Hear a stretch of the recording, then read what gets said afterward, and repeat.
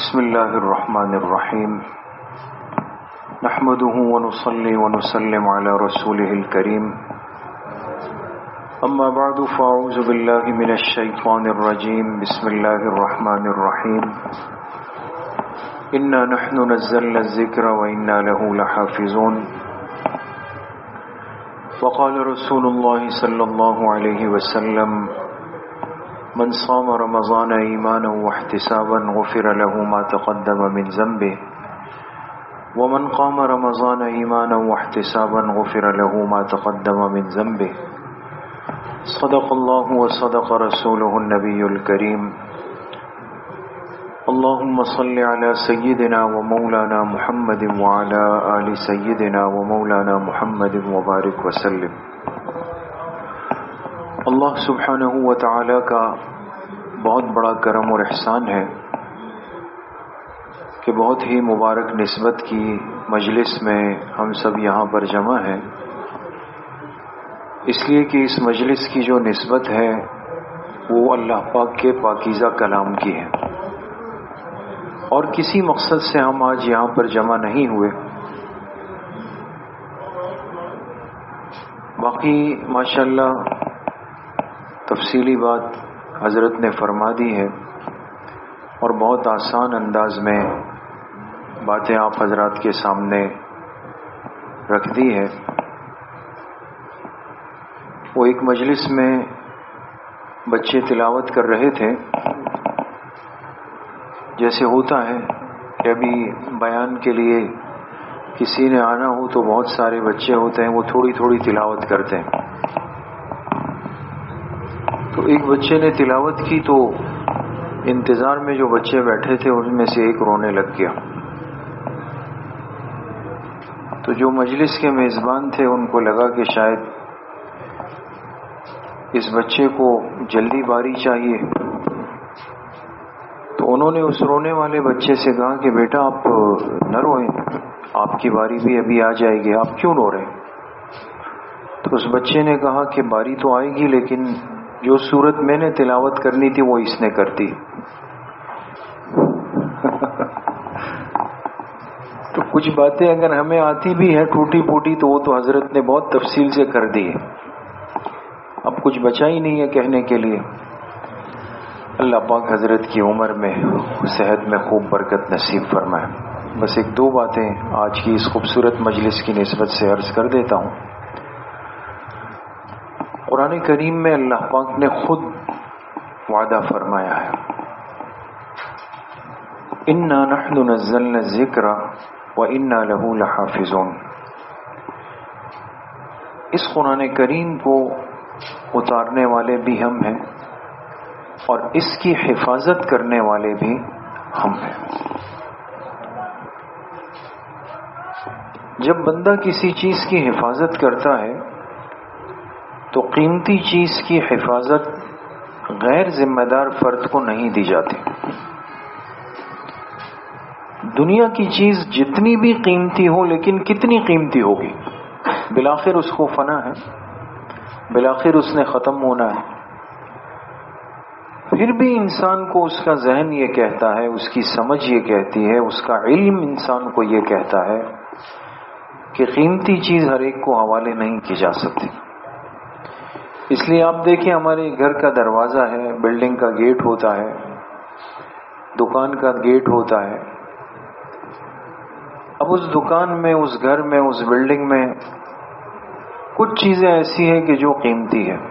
کسی کے گھر سونا ہوگا، کسی کے گھر کچھ پیسے ہوں گے، باقی کیا ہے باورچی خانے کے ڈبے ہیں، راشن کا سامان ہے، پہننے کے کپڑے ہیں، کیا چیز اتنی قیمتی ہے۔ لیکن میرے عزیز و دوستو بزرگوں، آج تک ایسا نہیں ہوا کہ ہم نے اپنے گھر کے دروازے کی حفاظت کے لیے جس ساتھی کو حارس بنایا ہو، چوکیدار بنایا ہو، وہ ایسا بندہ ہو کہ جس پر مجھے اطمینان نہیں ہو۔ ایسا نہیں ہو سکتا۔ آج اس کے لیے بھی انٹرویو ہوتا ہے، اس کی بھی کھود کرید ہوتی ہے، اس کا بایو ڈیٹا لیا جاتا ہے، اس سے NIC طلب کی جاتی ہے۔ بھئی کیوں؟ کہتے ہیں بھائی گھر کے دروازے پہ بٹھانا ہے، کوئی غیر ذمہ دار فرد نہیں بٹھا سکتے ہم۔ انسان کی ناقص عقل اس کو سمجھاتی ہے کہ تھوڑی سی قیمتی چیز کا محافظ بھی غیر ذمہ دار فرد نہیں بن سکتا. اللہ پاک اپنے کلام کی حفاظت غیر ذمہ دار بندے کو کیسے دے سکتے؟ جس کے سینے میں قرآن آ کر محفوظ ہوگا اور جس کے ذریعے سے اللہ پاک اپنے کلام کو قیامت تک محفوظ رکھیں گے، یہ یقین ہمیں کر لینا چاہیے کہ وہ وہی بندہ ہوگا جو اللہ کی نظر میں قابل اعتبار اور قابل اعتماد ہوگا. آج جو حافظ مصلی پر کھڑا ہو کر قرآن کریم سناتا ہے، بہت دفعہ ایسا ہوتا ہے کہ حافظ صاحبان عمر میں کم ہوتے ہیں. جیسے یہاں ہمارے جن ساتھیوں نے، جن بچوں نے سنایا، تو وہ کتنی عمر ہوگی؟ 17 سال، 18 سال، 20 سال کے. باقی جتنے بزرگ احباب تھے وہ پیچھے مقتدی تھے. مصلی پر ایک بندہ ہوتا ہے، صف میں بہت زیادہ ہوتے ہیں. ایسا ہی ہے نا؟ اس لیے امام کے لیے مصلی ہوتا ہے، مقتدیوں کے لیے صف ہوتی ہے. صف والے پیچھے ہوتے ہیں، مصلی والا آگے ہوتا ہے، وہ اکیلے کھڑا ہوتا ہے. حافظ صاحب آگے کھڑے ہوئے، مقتدی سارے پیچھے ہو گئے. اب مقتدیوں میں بہت سارے احباب ان سے عمر میں بڑے ہیں، سمجھ میں بڑے ہیں، مال میں بڑے ہیں، شعور میں بڑے ہیں، منصب میں بڑے ہیں، لیکن کیوں آج پیچھے کھڑے ہوئے؟ اس لیے کہ آگے حافظ صاحب کے سینے میں اللہ نے جو کلام محفوظ کیا ہے وہ سب سے اعلیٰ ہے، اس کا مقابلہ کوئی چیز نہیں کر سکتی.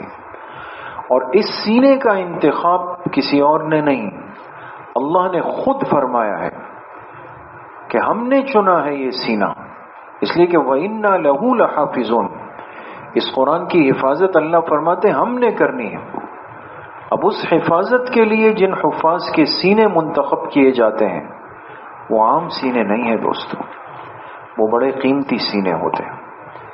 تو بڑی خوش نصیبی ہے ان دلوں کے لیے، ان بچوں کے لیے، ان نوجوانوں کے لیے جن کے سینے اللہ منتخب کر لے.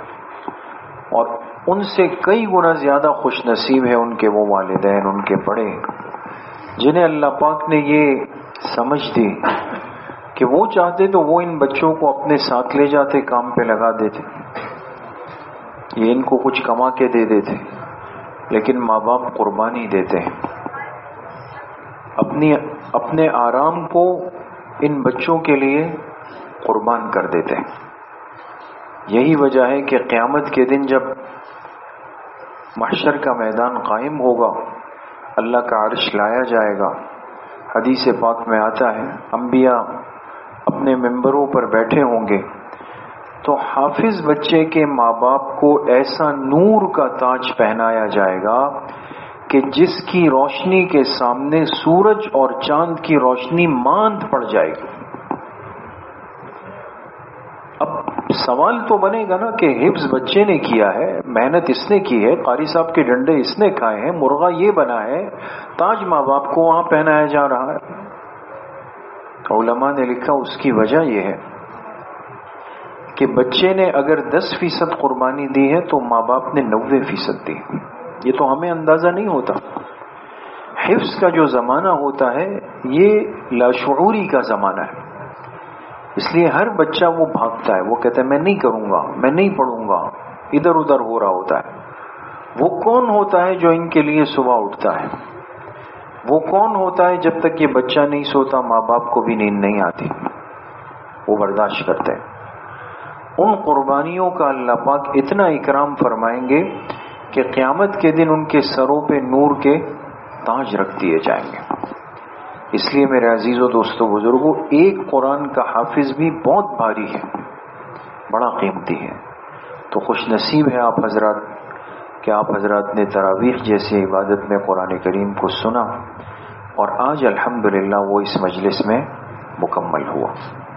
دوسری بات یہ کہ جس مجلس میں قرآن پاک مکمل ہو جائے، صحیح حدیث میں آتا ہے کہ ایسی مجلس اور ایسے موقع کی جو دعائیں ہوتی ہے وہ مستجاب ہوتی ہیں، وہ مقبول دعائیں ہوتی ہیں.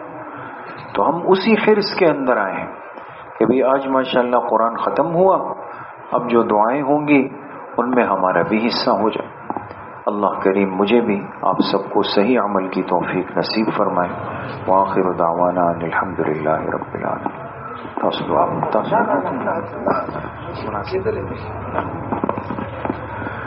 الحمد للہ رب العالمین والصلاة والسلام على سید الانبیاء والمرسلین سیدنا و مولانا محمد وآلہ وصحبہ اجمعین.